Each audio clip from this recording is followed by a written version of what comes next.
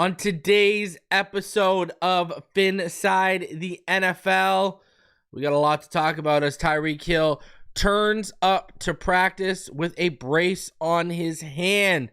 Plus, some other injuries are starting to pile up for the Miami Dolphins as they prepare for joint practice with the Tampa Bay Buccaneers tomorrow.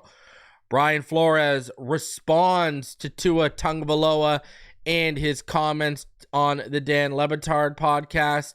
Plus, we got to talk about another piece of that Dan Le Betard interview as did Tua throw Mike McDaniel under the bus by accident? Plus, we will talk about training camp today as the offense struggled to throw the ball deep with none of their deep threats available. So, ton to talk about. Smash the like button. Subscribe if you're new. Let's get into this.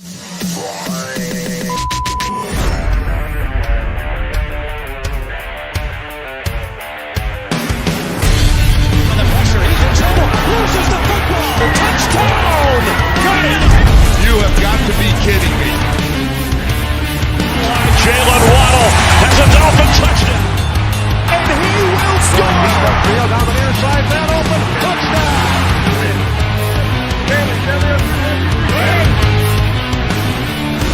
The run from Tua Tagovailoa. Touchdown! He's going deep. He's got it for a touchdown again.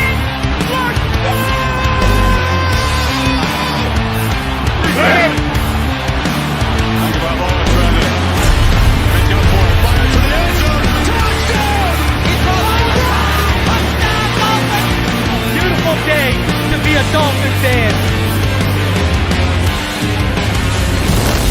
Let's go!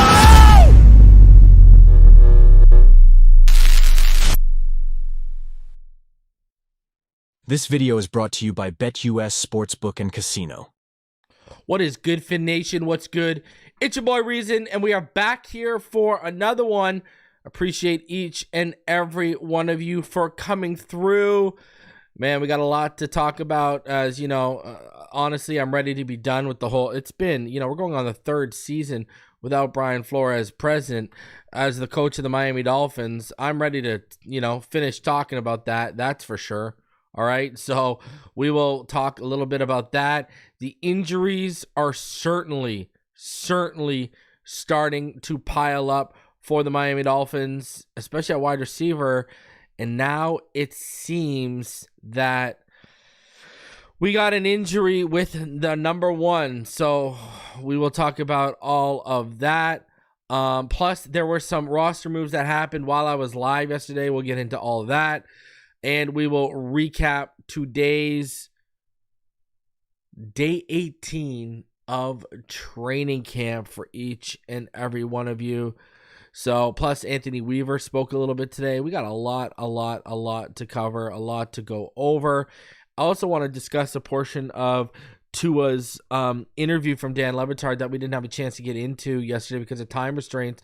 And I just basically want to get into it. Something that we had talked about all year was confirmed, but also, we got to give some pushback to Mike McDaniel today. So we're going to talk about all of that and much more. Again, as you come in, well over 100 of you already in the room. We just passed 16,000 subs. Smash the like button. Subscribe if you are new to the channel. Appreciate all of you for coming through. Just so you know, shout out to BetUS for sponsoring today's video. Listen, I'm going to tell you right now, you need to go ahead and you need to use the link in my description right now. You need to head on over there and you need to take the over. All right. Miami Dolphins over 9.5. You need to smash the over. And your first 3 deposits with BetUS, they will be matched by 125% up to $2,000. So you need to go over there right now. You need to smash the over on BetUS with the Miami Dolphins regular season win total. All right. So shout out to BetUS for sponsoring today's video. And like I always say, please gamble responsibly. All right. Now, I got a couple things to talk about before we get into the meaty portion of today's episode. First of all, shout out to the Bengals because, we're out here getting Tyreek done, getting Waddle done. They had to let Tyler Boyd walk, and they can't get Jamar Chase or T. Higgins done.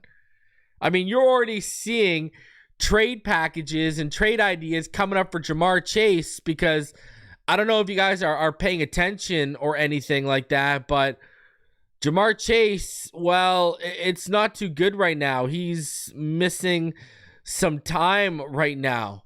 He's making it known that he is not a happy camper. He was basically holding in throughout training camp, and he recently just skipped an entire practice. So Jamar Chase ain't happy. T. Higgins ain't happy.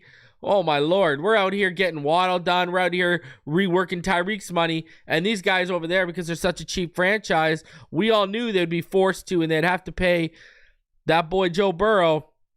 But it looks like the buck stops there as they are having issues getting Jamar Chase and T. Higgins locked up. Now, I do think they'll get one of the two locked up. I do think they'll get Jamar Chase locked up. That would be absolutely egregious if they let him walk. But, T. Higgins is the one that I think is going to end up walking out the door, right? So, we'll see. Hell, we ain't got those problems in Miami, huh? Do we right now? We ain't got none of those problems. Now, I know there's been a conversation lately about Chop Robinson and where he's at in year one. People are worried that he's going to be more of a pass rush specialist. He's not going to be a 3-down player out of the gate. I mean, what are we surprised about? If you had watched the film, what have I talked about the whole time?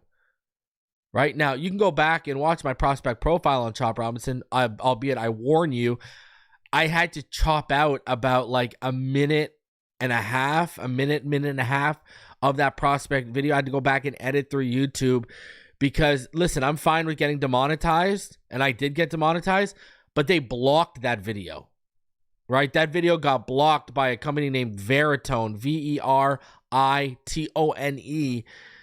for the UMass, for a lot of the Penn State and UMass clips that I used. I had to go back and edit that because they didn't just demonetize it. They blocked the video, so it was like unavailable to any of you to go back and watch. So I had to go through and heavily edit that. But, I mean, I've been talking about Chop all year. You go back to my Edge Big Board if you want to then. All right? And you can go back to the Edge Big Board, and I talked about it. He needed to clean up his hands, overall technique, because he needed to become stronger at setting the edge. This was known. This should not be a surprise or a shock or throw anyone aback by any stretch of the imagination. So you got people out here. Oh, and I'll go even further than that. Was Jalen Phillips a 3-down player to start his rookie season? People seem to be forgetting what Jalen Phillips was during his rookie season. All right? And now we know how many people in this fan base, especially the ladies, love that boy Jalen Phillips. So, people need to relax. If you've been listening to the people who actually watched this kid, evaluated this kid, knew what this kid was about, you shouldn't be shocked or surprised right now. It's the people that didn't watch the film, didn't evaluate the kid, didn't do the research. They're all shocked and, when really you shouldn't be by any stretch of the imagination. And that's why, what have we highlighted over the last few weeks on this channel during training camp? Chop Robinson, they've been talking, all the media members, and hell, when I was there live, when other people have been there live, talking about how he's been a little bit more consistent at setting the edge in practice. Now, practice is a total different thing to when the bullets really start flying in a real game. I get that. But it's noticeable if media members are talking about it compared to how he started out when they first saw him to where he is now. Right? He's been on fire. Last week he was on a 10 practice streak of being on fire, and 6-7 of those practices he was consistently setting the edge pretty well. Now, there were a couple of instances, the Brian Robinson run and the Jaden Daniels scramble, where he didn't contain or set the edge very well, and that was an issue. So you saw it. All right? So I didn't expect this to get solved overnight. That's not how this stuff works. 1017 man says, I'll use this precious milestone to say Ryan Clark and Stephen A. Smith are clowns. Listen, I wasn't even going to play that segment. I wasn't even going to give it the time of day. We're going to get into Brian Flores because he responded to it today. But, I pretty much, I talked to EM Dolphin fan on the phone today, and I said, man, I'm just over this. We're going on our third season without this guy here. I get Le Betard had to ask the question. And I guess it was cool yesterday for content purposes, but I'm pretty much, it's worn out. Flores is gone. It's going to be a while before he coaches based on him suing the NFL alone. That probably didn't go over very well. So will he get another chance? Sure. But we'll talk about it a little bit when we play his response. But, this whole situation, can we all move on with our lives already? You know what I mean? I'm there too. Even Le Betard, Ask Mike McDaniel questions. Don't ask these comparison questions. But I get it. Hey, in the business of getting clicks, right? And, it's not on Tua rehashing it, because I see some people are like, well, Tua's rehashing this. Tua needs to let it go. Tua was asked a question. Tua doesn't let it go. He just openly and honestly answered a question that was presented to him and brought to his doorstep. So this ain't people trying to spin this as Tua can't let it go, blah, blah, blah, blah, blah. Well, guess what? If you go watch the clip and then you listen to Brian Flores talk today, Brian Flores talked about Tua's answer longer than Tua talked about Brian Flores. And why? Because Brian Flores is backpedaling because of his I Am Athlete stuff, where he now looks like a liar. Or the most oblivious man that's ever walked the face of the earth in terms of not realizing there was a strained relationship there. And y'all saw Omar Kelly's face, right? And Omar Kelly's talked about this. The reason why Omar didn't press him on Tua was because Brian Flores only agreed to do that I Am Athlete interview because him and his camp got final say. So if Omar would have pressed him about Tua and got stuff out that Flores didn't like, that would have hit the cutting room floor and been edited out. Remember, Brian Flores only agreed to do the I Am Athlete video upon the agreement that him and his camp had final say on edits. So you know why now. And that's why, Omar was doing his faces that we know him so well to do, instead of, pressing him on it, because he knew it'd get edited out. So, all these people saying Tua can't let it go. Well, no, Tua was asked a question and he answered it honestly. That's like, if you ask me a question about something that happened 10 years ago in my life that I'm over, just because I give you an open and honest answer about that incident or whatever you asked about, doesn't mean I'm not over it. That is such a simplistic way of thinking, and ignorant too, might I add. So, just saying. So, anyways, I wanted to cover that stuff. Also, I gotta say this: Flores sympathizers, they're worse than Rosen truthers. All right, because I see you all out and about. All right, I see each and every one of you out and about. So, it's disgusting to watch. Anyways, that's enough of that.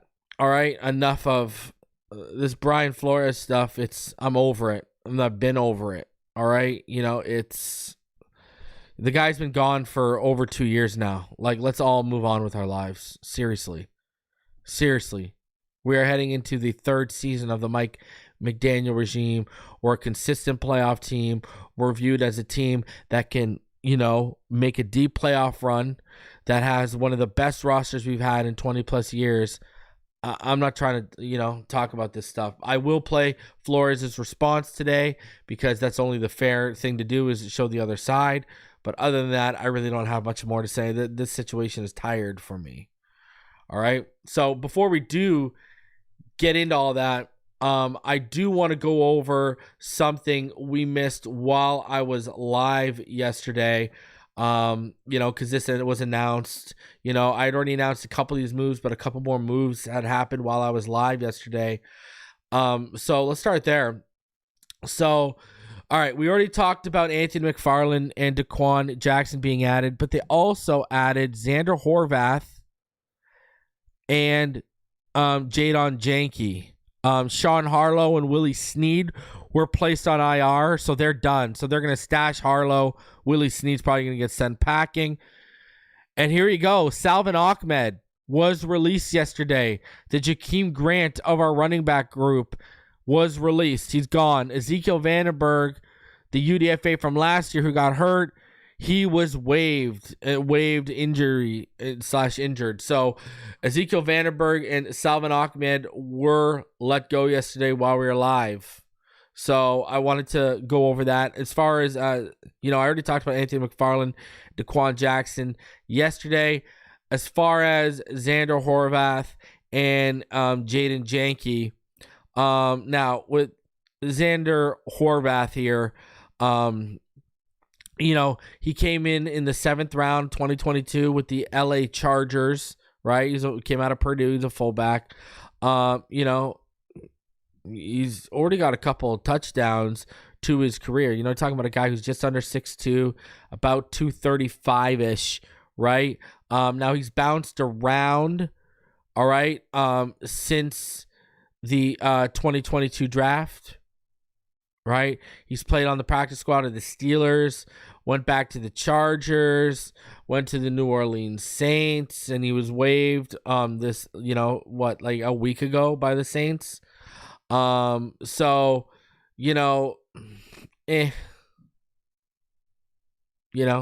about a guy that has 4 rushing attempts for 8 rushing yards, 5 receptions for 8 yards, and 2 receiving touchdowns. I mean, again, they need bodies at running back for this preseason game against the Bucs and for during joint practice and stuff, because the body's stacking up in terms of injuries, and they don't want to risk anyone. That's what that is about. Now, Jadon Janke, I mean, right? He was with the Texans this offseason. They waived him on about 8 days ago. Last Monday, he was waived. Undrafted rookie out of South Dakota State. The best this guy can hope for is the practice squad. I mean, you're just a body right now because they don't got nothing going on. They don't got nothing going on right now at wide receiver, and it's only getting worse. It's only getting worse, and we'll get into that as we get into all the details from today, as we get into training camp and all that. But before we do get into training camp, let's go over Brian Flores. He responded to Tua. So let's play Brian Flores here. I got 3 clips I pieced together for all of you. So let's listen to what he says about the whole situation. A lot of things that you guys want to talk about, so I'll address those too. Specific to the comments that were made by Tua, I just want to say, look, I'm happy, genuinely happy for the success that Tua's had, and I really wish him nothing but the best. I think player relationships are very important to me. I think that's kind of the foundation of coaching. I got into coaching because I was impacted as a young guy by my high school coaches, my college coaches, going all the way to Pop Warner. I got into coaching because I want to make that same kind of impact, positive impact, pour into young people, help them become, as KO says all the time, the best versions of themselves. And that's really my goal always in coaching. So I wish nothing but the best to Tua. Really, more than anything, I'm just focused on the Vikings, the 2024 Vikings, the players we have. saw a couple of guys up here, just a couple minutes ago, Metellus and HP. I think their leadership, their friendship is important to me, and I'm just I'm excited about this group. So, that hit me in a way that I wouldn't say was positive for me, but at the same time, I've got to use that and say, hey, how can I grow from that? How can I be better? And that's really where I'm at from that standpoint. Do I feel like that's me? No, but how can I grow from that situation and create a world where that's not the case that anyone says that about Brian Flores? Right, like, do you feel compelled to try to get with him at some point? Have you tried what's going on with years, whatever? Like, to get this off the topic like this? So that's something I've thought about. And maybe when that time is arises or is available, I'm certainly open to that. But I got a lot of other things going on too, as he does. And again, I'm just really focused on the guys here and the work that we're putting in here. And one thing that as far as feelings and emotions, I think something like this takes away from the guys here and the work that they're doing. We've had 2 games and went to Cleveland. We're talking about something else, and it's important.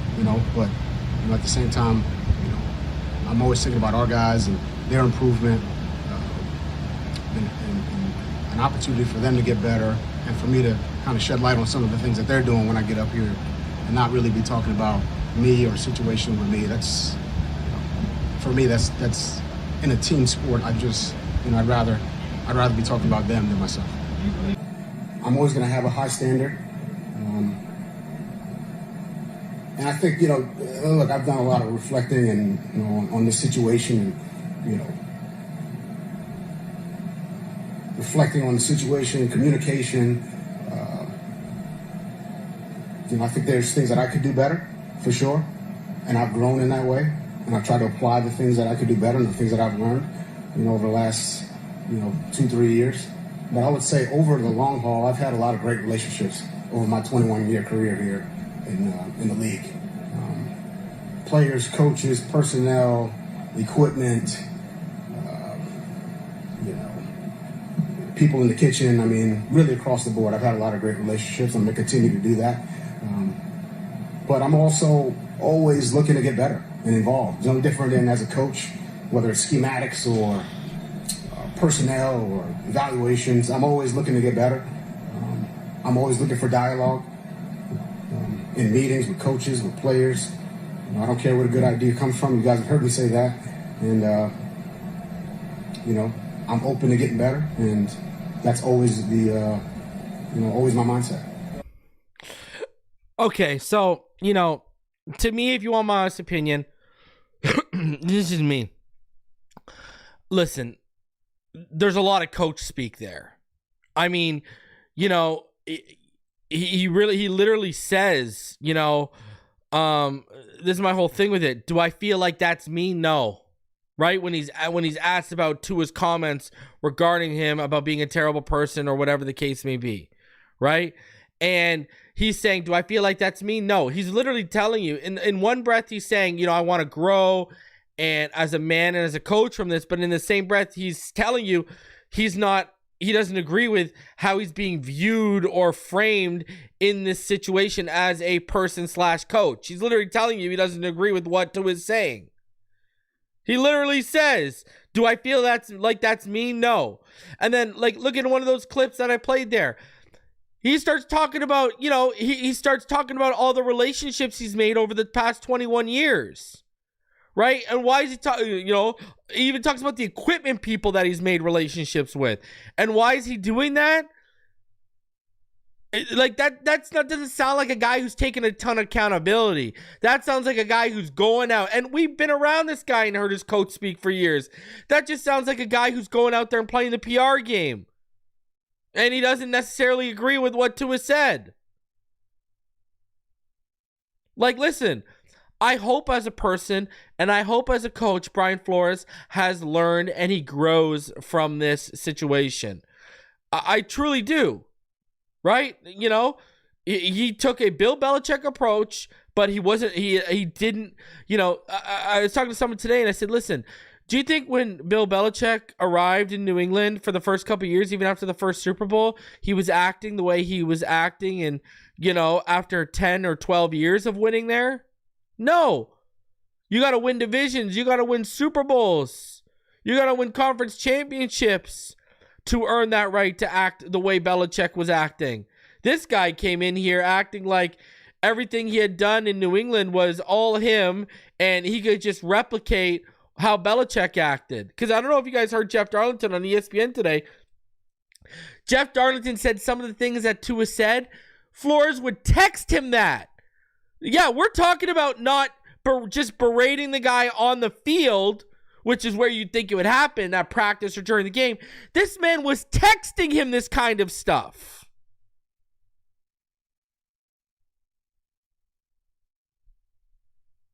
Like, that's next level. Bro, if I open up my phone and my coach or someone or my employer is texting me, you suck, you don't belong here, blah, blah, blah, blah, blah, bro, we got a problem because now this is getting into my personal time.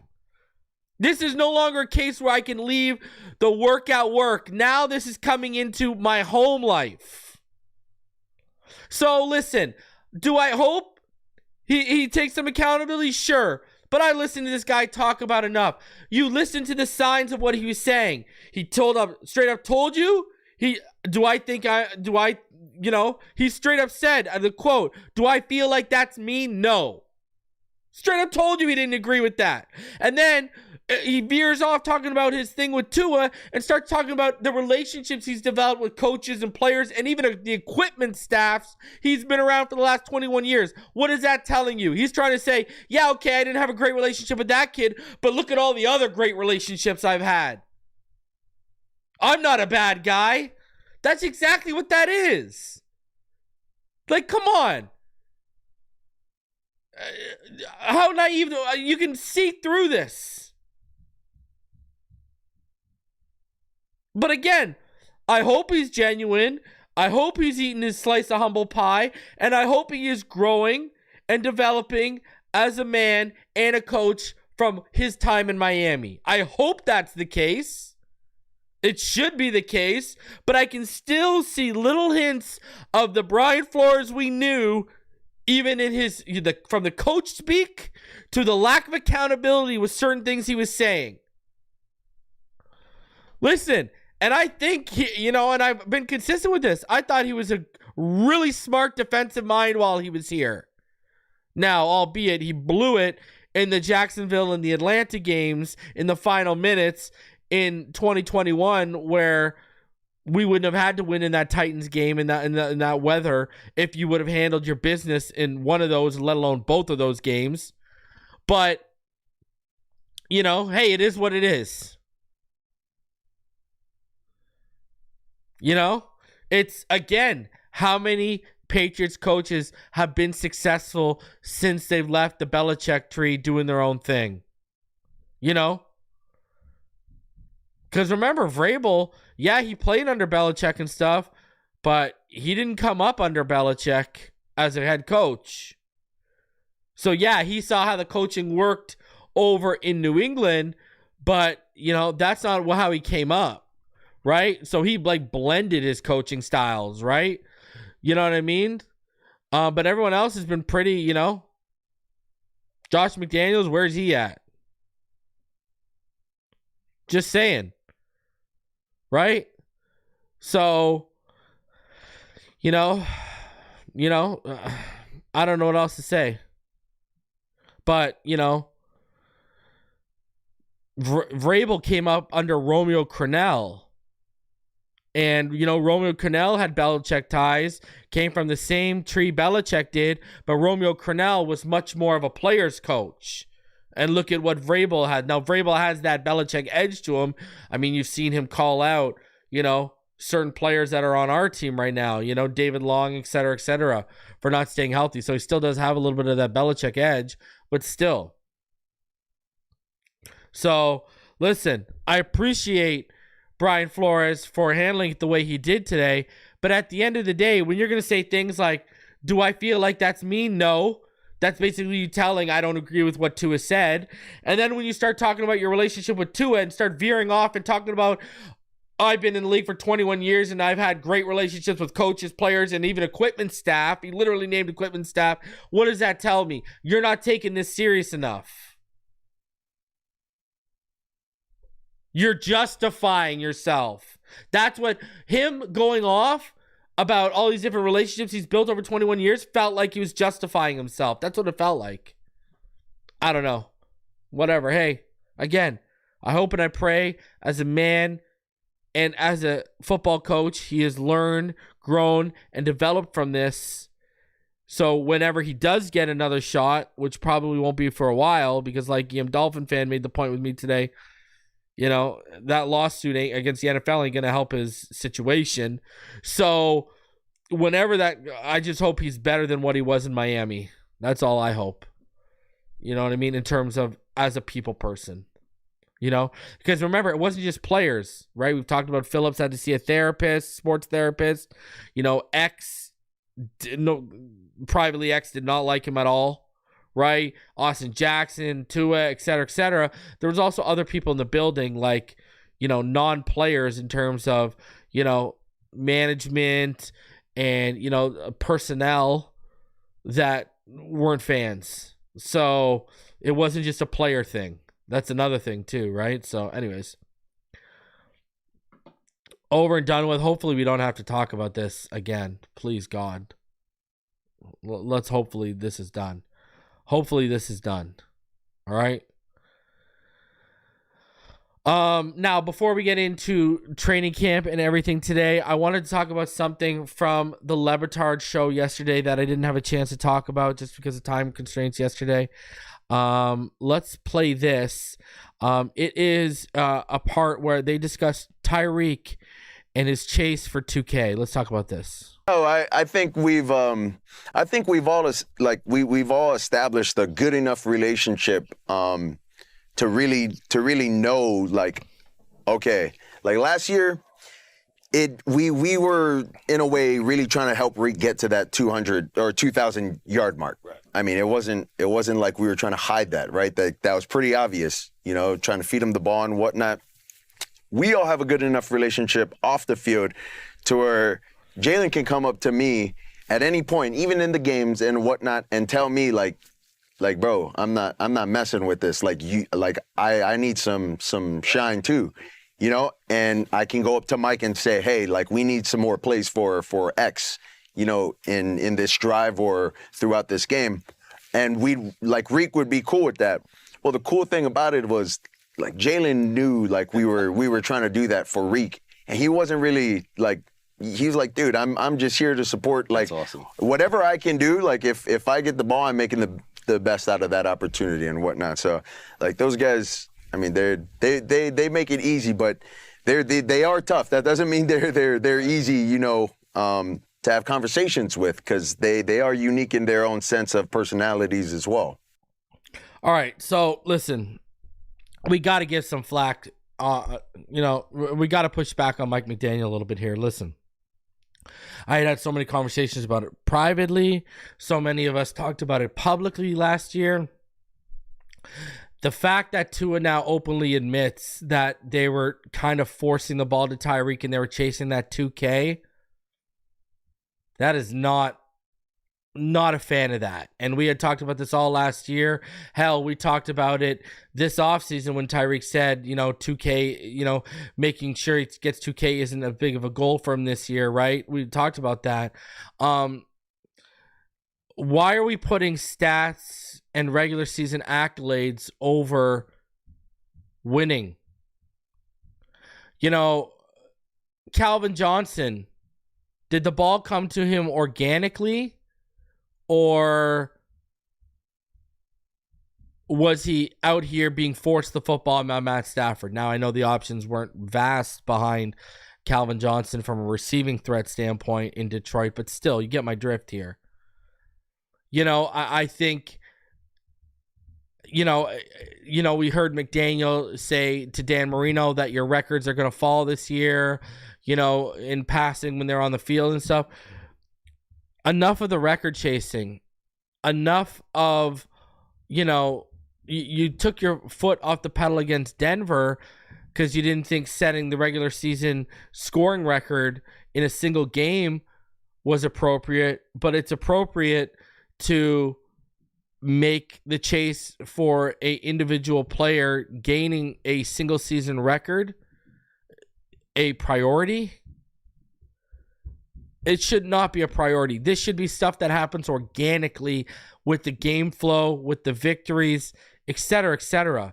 I mean, a lot of us were stressing last year. Now I know Jalen Waddle was battling injuries since the moment he came out of training camp, but we saw a much more balanced passing attack in year one of McDaniel, where it was a clear 1A, 1B between Waddle and Tyreek. Last year, that kind of fell by the wayside, and we've got to get back to that. How we saw Alec Ingold be more involved in the passing game in year one than we did last year, but I digress. You have to keep this 1A, 1B mentality because you got such lethal weapons on the outside between Waddle and Tyreek. And now you've added a guy like OBJ, who I don't think he starts the season on PUP. I bet you he starts week one. But anyways, if you haven't seen my short on that, I basically put my theory into a short so everyone knows where to go with their seat on that one. But anyways, you've got to find that balance again. And that 2K chase threw off the balance in that receiving room. And Mike McDaniel's to blame for that, right? Because remember, one of the first things he said to Tyreek when they traded for him and he got to the building was, we're going to get you that 2,000-yard mark. Listen. No. Make it organic. Let it flow naturally. How many teams have won a Super Bowl trying to force feed a player to get a single season record? Hell, how many teams have won where the player won the regular season MVP? But still, you get where I'm going with this. This stuff needs to happen naturally and organically, not to be forced. Because guess what? 2K is all fine and dandy. But what the hell do 2,000 regular season yards matter once week one of the playoff starts? It means Jack Bo Diddley is what it means. So we aren't in the business of hanging our hat on regular season accolades. We want playoff wins. We want playoff success. We need this offense to be a well-oiled machine heading into the playoffs, just like we need defense and special teams to be well-oiled machines as well. Not to be thrown off kilter or thrown off balance because you're chasing single-season accolades.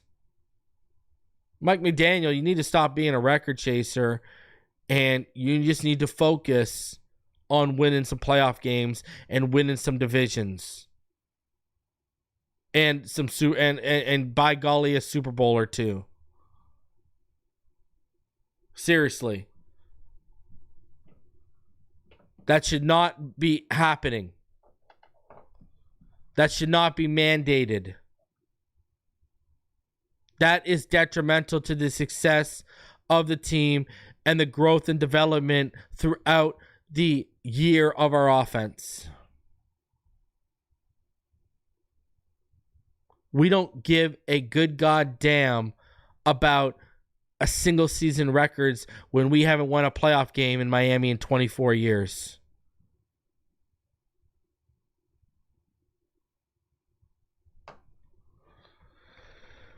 All right. Continuing on.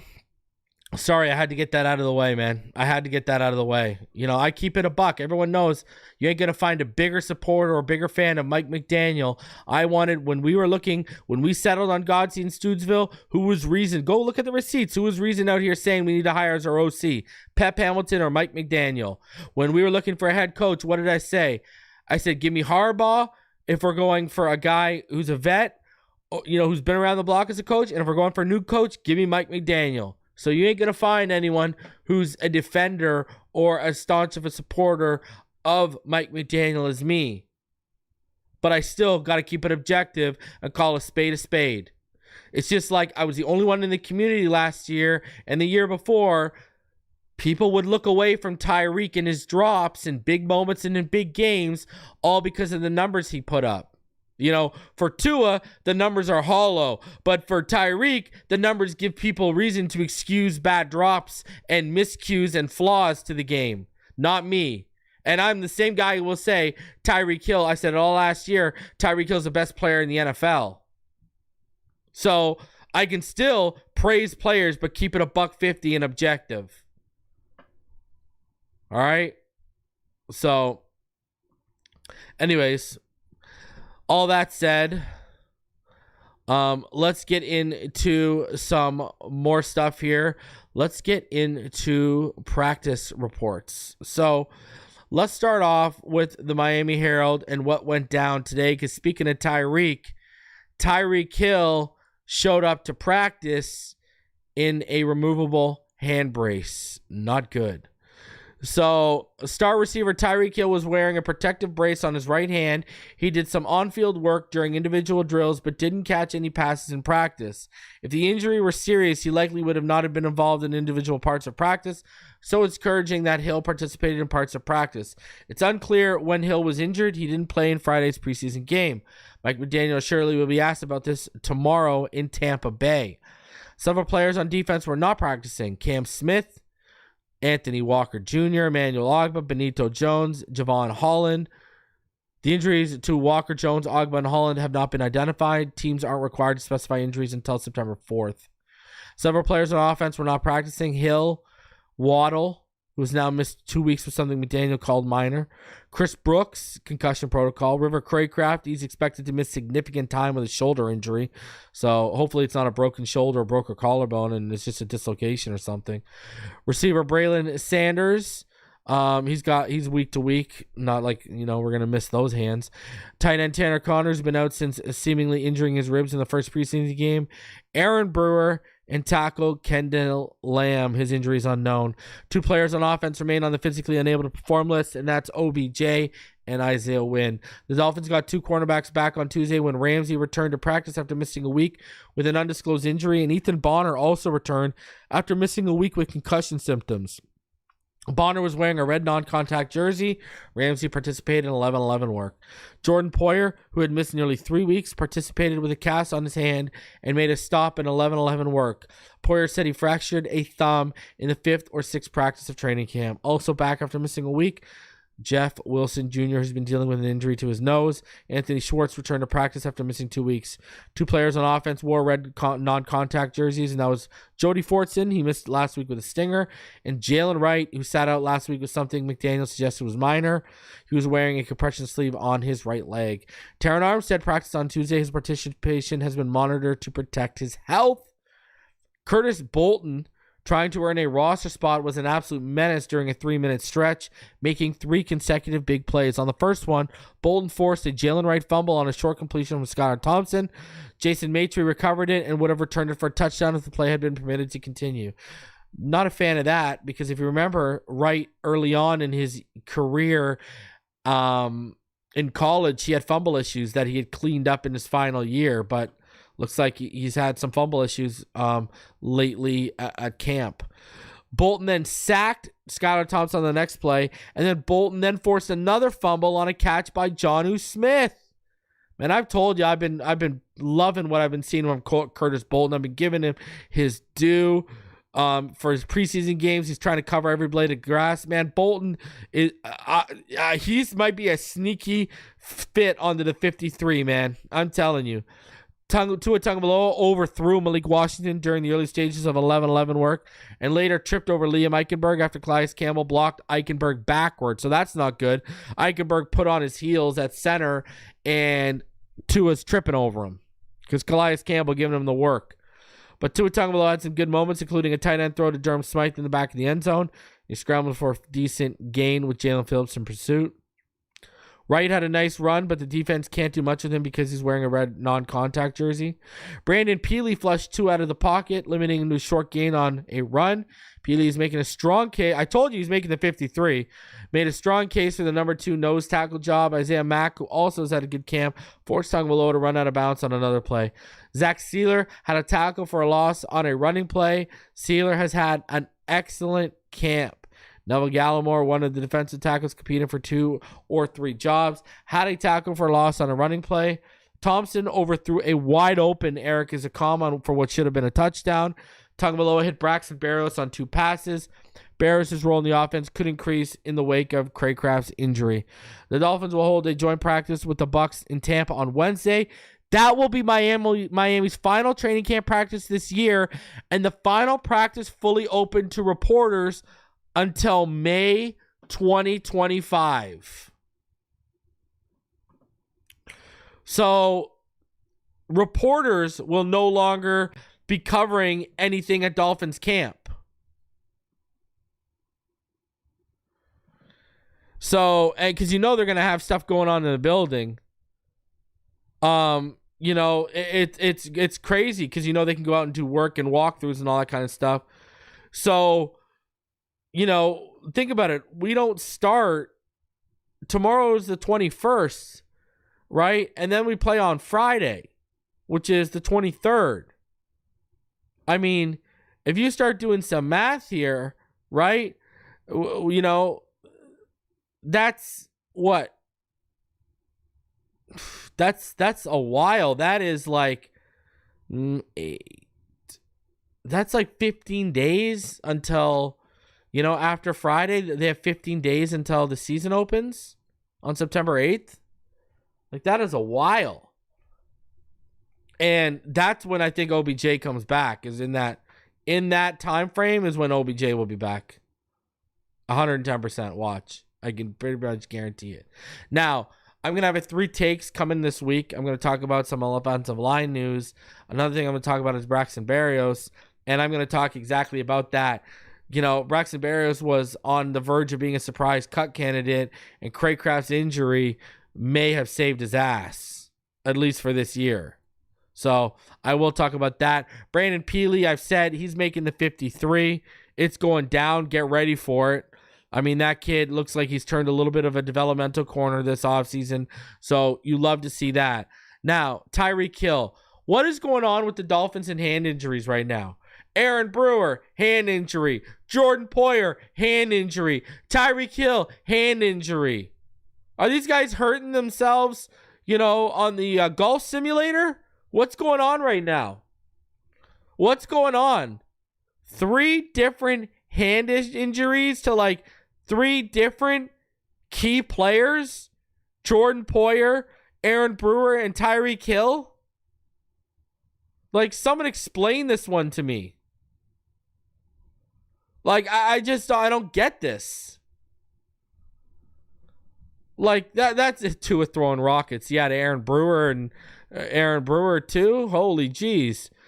This is odd. Am I the only one sitting back here being like, what's going on here? Yeah, and like TJ Marshall says, I didn't want to say it, but Ronnie said it. And they're all completely different positions, right? Safety, center, and quarterback. Ronnie says, sounds like their Bang Brothers subscription got renewed. I didn't want to say it, Ronnie. Oh, my God. I don't know what's going on back there. But all these hand injuries are just so random. And for a guy who just finished talking about Tyreek and his key drops in big games, the last thing I want to see with Tyreek is a hand injury. My Lord almighty. Ugh. So, man, I hope they can get this together, and I hope they can figure it out. I mean, because that is just not ideal.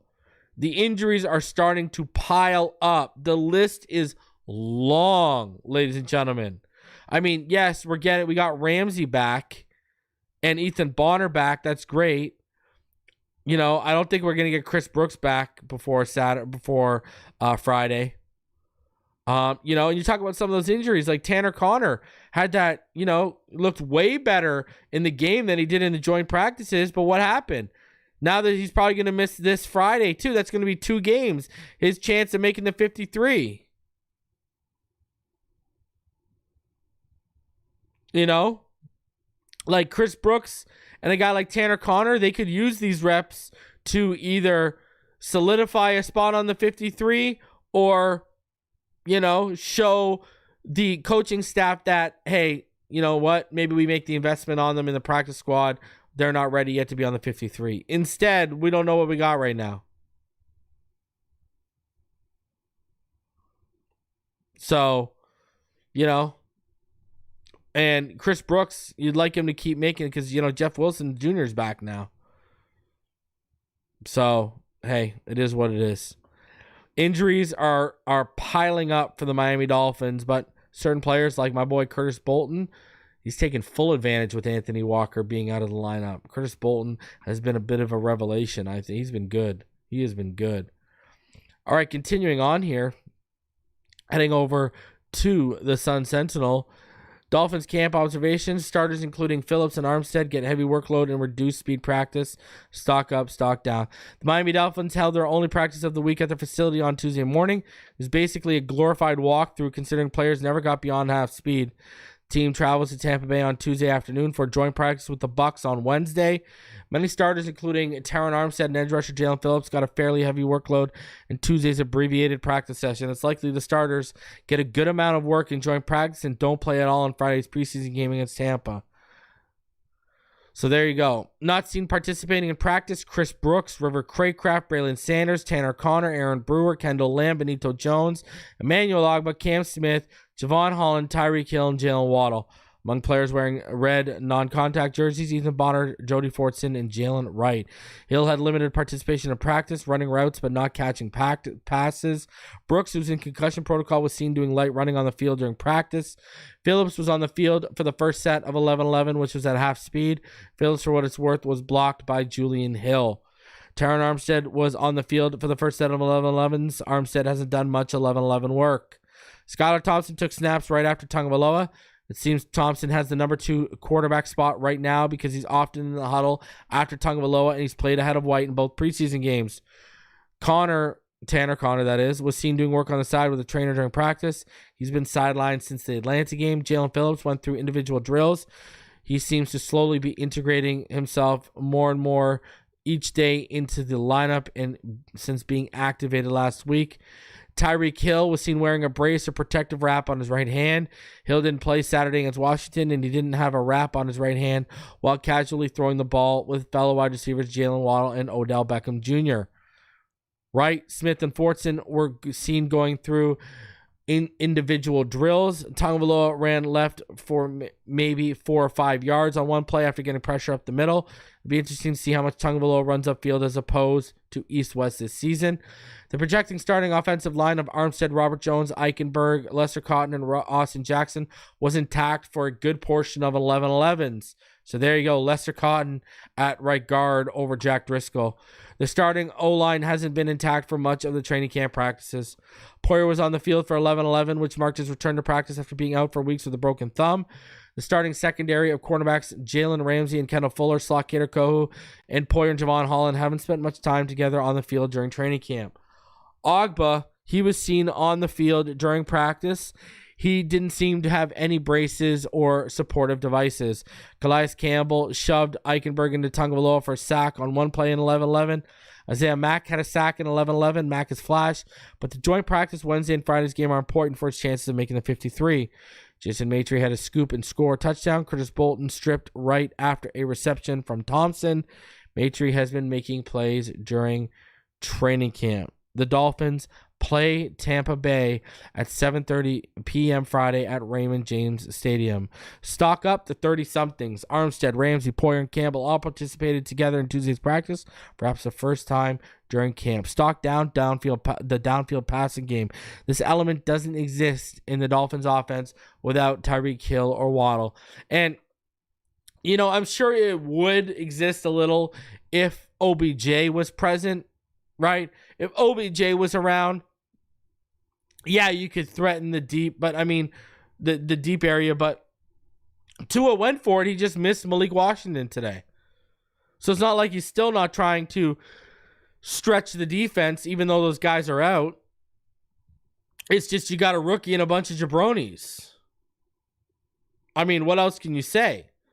It's nice to see Armstead ramping up his workload a little bit, even if it is a walkthrough. Jalen Phillips is ramping up his workload as well. Impressive stuff. He's going to be back for the beginning of the season. It pretty much looks like it. I'm telling you, I think by mid-season, he'll be fine. I think it's the guy we won't see much from this year, even if he does return, is Chubb. Because I think Chubb, I don't think you see him until around mid-season. And it'll take him at least half a season to start to get his legs under him. Hopefully he can get his legs under him for the playoff run. That would be ideal, right? Obviously.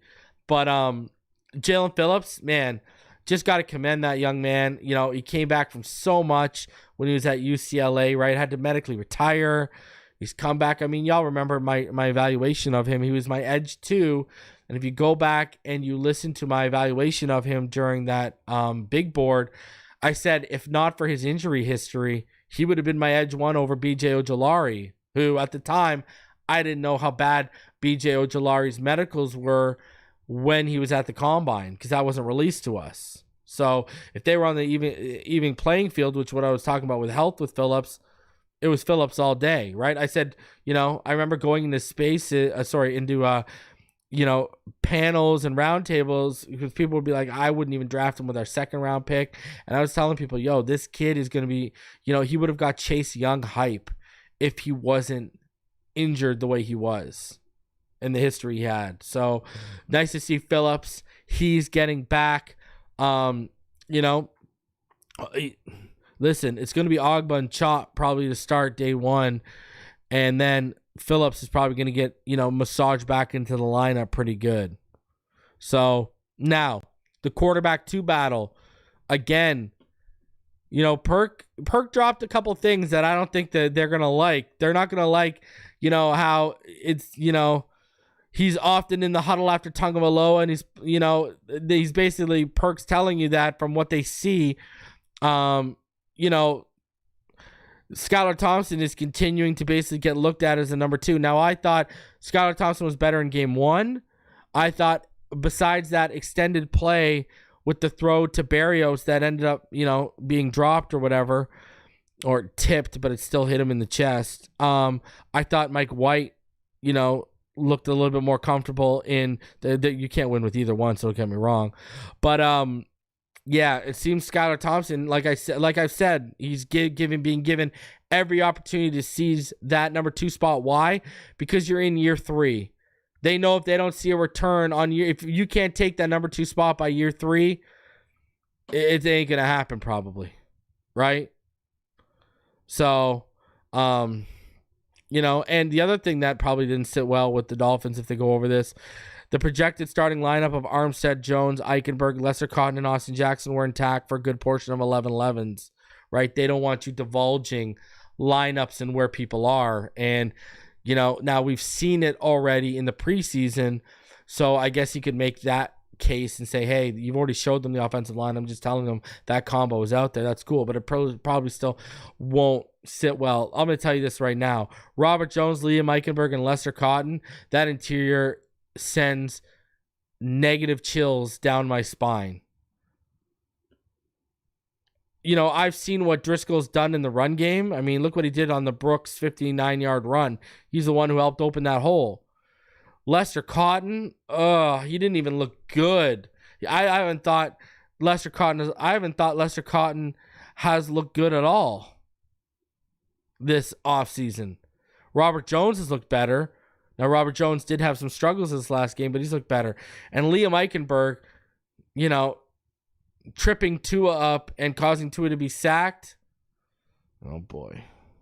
Oh, my God. Here we go.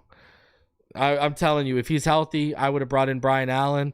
You've worked him out. I would have brought in Scott Quisenberry. I would have brought in legit center options. This is ridiculous. I'm just going to say it. So you move Eichenberg back to right guard. This is ridiculous.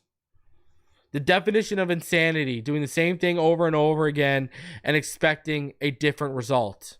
And that's what it feels like we're going through. I don't know. I love this staff. I support Chris Greer, other than the fact that I hate how he never gets out in front of contracts. But I can't support how they've handled this offensive line, especially when they just put that kind of investment into Tua Tagovailoa. It's malpractice at this point. I don't know what else to say. All right, guys, smash the like button. Subscribe if you're new. Tomorrow, joint practice with the Buccaneers. I'll be live, and we will discuss it all. Thursday, I'll be live with Neil Driscoll for Fin Too Deep. And then you know what's happening Friday, preseason game. Saturday, we'll recap the game. And then Sunday, maybe we might hit you with the Dolphins After Dark. We'll see what's good. But a lot of content coming your way. And then we got content coming over the next couple of weeks, including panels and all that kind of good stuff with everyone. So smash the like button. Subscribe if you're new. And I will see y'all in the next one. Fins up all day, every day, baby.